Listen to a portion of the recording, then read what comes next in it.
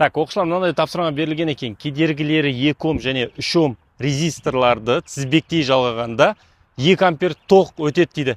Осы резисторларды параллель жалғасақ, тізбектегі тоқ күшінің мәні қандай болады? Бізде екі кедергі берілген, кедергілері 2 және 3 Ом.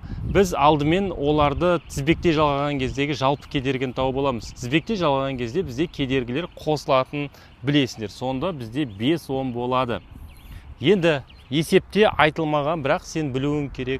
Тізбектегі кернеу, яғни кернеудің мәні бізде өзгермейді. Яғни бізде кернеуді тауып алуымыз керек болады.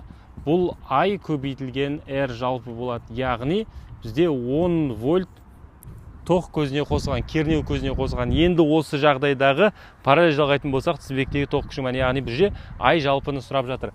Алдымен біз жалпының параллель кездегі мәнін тауып аламыз. Параллель кезде екі кедергі болған кезде оларды көбейтіп қосындысына бөле салуға болады. Яғни 2, 3 бізде болады 1,2 Ом шығады. Енді параллель кездегі тоқ күшін табамыз. Жалпы тоқ күшін ол U бөлінген R жалпы болады. Яғни 10-ды 1,2-ке бөлеміз. Сонда шамамен жуықтап 8,3 ампер болады екен.